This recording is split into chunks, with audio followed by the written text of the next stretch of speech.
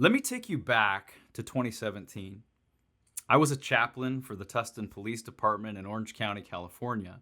And one day, I was called to the scene of a young girl, 14 years old, who was suicidal. It wasn't the first time that I dealt with a crisis like this, but this one was different. She had recently cut her hair short, and she told me that she had been diagnosed with something I'd never heard of before: gender dysphoria. I didn't know what that was at the time. I didn't want to upset her, so I listened. After a while, I finally asked, "What is gender dysphoria?" She looked at me and said, "I'm experiencing psychological distress related to incongruence between my gender and assigned sex at birth." I couldn't believe it. This 14-year-old, who was just minutes before in tears, was now quoting a textbook and couldn't help but wonder, where had she learned this? Why was she talking like this? That was 2017. Now, gender dysphoria is everywhere, especially in the schools. And the rise isn't just happening by chance. It's part of a larger cultural shift. Before we dive deeper, let me introduce myself for those who are new here. My name is Dr. Jack Mumford. I spent over a decade as both a pastor, a police chaplain, and Christian apologist. From 2015 to 2021, I served as a chaplain for the Tustin Police Department in California. Over the years, I've seen firsthand the rise in gender confusion and how it's affecting our children. Well, what I want to share with you today isn't just another statistic or headline. It's personal. It's about real people I've met. Kids like that young girl whose lives have been turned upside down by a culture that tells them their feelings are all that matter. And I want you to know there is hope. Now, let's get into the heart of the issue: romanticism and the authority of inner feelings. To understand how we got here, we need to go back in time, long before gender dysphoria entered the cultural conversation. As Carl Trueman explains in his book Strange New World, the roots of our modern identity crisis can be traced to the Romantic era. Doctors today grant normative authority to inner feelings or psychological convictions. It's not the result of following the science. The idea that our inner feelings, our emotions, are the ultimate authority over who we are. That didn't exist a few generations ago.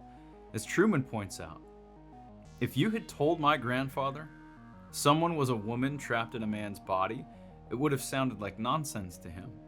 But today, those same feelings are seen as truth, especially when it comes to gender. And this isn't by accident. It's part of a cultural shift where the self, the inner self, has become sacred. It's the idea that our feelings, not facts or biology, define us. The sexual revolution, how desire became political. Now here's the second piece of the puzzle. The rise of gender dysphoria didn't just happen in a vacuum. It's tied to the sexual revolution, which taught us that our desires, especially sexual desires, are the most authentic part of who we are. If the individual's inner identity is defined by sexual desire, then he or she must be allowed to act out on that desire in order to be an authentic person. Trueman, Strange New World, page 25. That young girl I spoke to wasn't just wrestling with her feelings about gender. She believed that in order to be authentic, she had to embrace and act on those feelings. But here's the question: is that true? Should our desires define us? We live in a world where our desires have become political. Gender identity is no longer just a personal matter. It's become a battlefield. And if you don't accept someone's desires or identity, you're seen as the problem. But before we finish the story about the young girl, let me ask you this.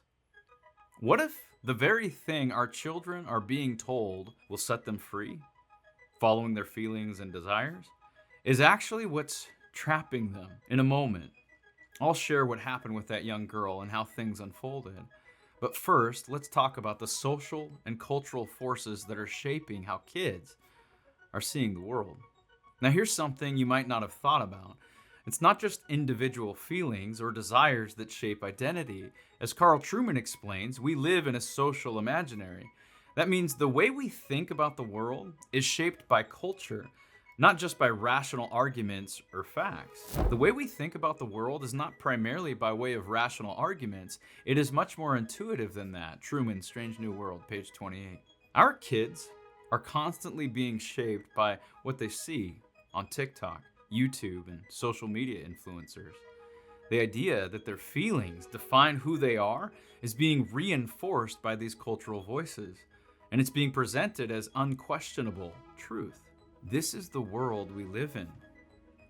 A world where questioning someone's feelings or identity is seen as an attack. But should we really be letting these things, these cultural forces, dictate the identities of our children? Have you noticed how holding our children hostage is a tactic of this new sexual revolution? You've probably heard it repeated. Do you want a dead daughter or a living son? This messaging carries with it the culpability of those who speak against transgenderism. If you oppose transgenderism, you will have blood on your hands. How do we handle this emotional blackmail? Yes, the suicide rates are higher in the trans community, but the cause isn't social disapproval. In communities and countries where all things LGBTQ are celebrated, the suicide rates among gay and trans are still higher than heterosexuals. 2 Harvard Law School graduates compiled data showing how different mental conditions increase suicide rates among teens, and they all have to do with mental health, anorexia, depression, autism, and last, identifying as trans. Could it be that the trans movement is more akin to a mental health issue, a disorder, than a civil right? In quite a few cases, identifying as transgender did not lead to mental health issues. Prior mental health issues led to identifying as transgender. Of course, there's the social contagion. We've all seen it. Over the past 5 years, there's been an increase of 100%. According to the Williams Institute, the number of youth aged 13 to 17 identifying as transgender in the United States has increased significantly. In 2017, the estimate was approximately 0.7 of this age group identifying as transgender. By 2022, this estimate had risen to 1.4. This represents a doubling. Is it something in the water? Something being taught in the classroom? Or something more sinister? Flip the script for a second. If conservative parents decried that their son transitioning was driving them to suicide, it wouldn't mean the LGBTQ should shut up and support their conservative parents. That blood is on the transitioning children's hands, causing their parents to kill themselves. It's just a ruse to control speech and silence opposition. We need to be gentle and speak the truth with compassion, but speak the quiet part out loud, we must. Here is that quiet part out loud. If a person is so fragile that an opposing opinion drives them to suicide, it's not the contrary opinion that is the problem, but the person's pre-existing mental state, or the friends and media they've been listening to, as well as the tactics and strategies employed to control and manipulate. Let's take this to the absurd. I mean, argumentum ad absurdum. Not that this whole conversation is already absurd, though it is. If social disapproval was the main factor in trans suicide, that would not make agreeing with everything LGBTQ the solution. We wouldn't do that with anything else. Why should we do that here with our children? Buy me that Ferrari, Daddy, or else. Don't make me do this, I'll do it. Look what you made me do. Because you wouldn't buy me the Ferrari, my blood is on your hands. So what happened to that young girl? After speaking with her, it became clear that her distress wasn't just about gender. It was about a deep sense of confusion and isolation. She had learned these terms from her school counselor and TikTok influencers, but she didn't really understand what was going on. She was using the language she'd been given to make sense of her pain. Eventually, the situation escalated, and she was taken into the care of her aunt and uncle. The reason?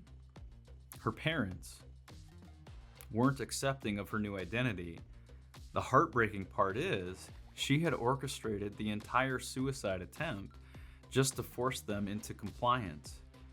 It was a manipulative tactic to force acceptance, but she was trapped in a cycle of lies and confusion. But here's the good news. Most give up the charade and come back to their senses like a passing fad. There's hope in the midst of this cultural chaos, and that's what I want to offer you today. If you're a parent struggling with your child's new identity, you're not alone. There is hope, and it starts with understanding the times we're living in. That's why we created Culture Compass. If you're feeling lost in this cultural storm, you're not alone. Culture Compass distills the most important books and ideas to help you make sense of these challenges with quick summaries, actionable insights, and trusted guidance. Sign up today by visiting our Dr. Jack Mumford Facebook page or clicking the link in the description below. You can start navigating these issues with confidence.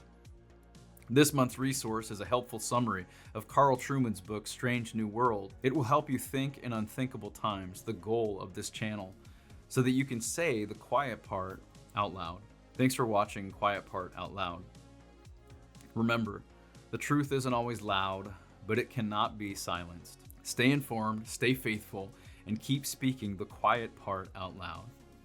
See you next time, and God bless.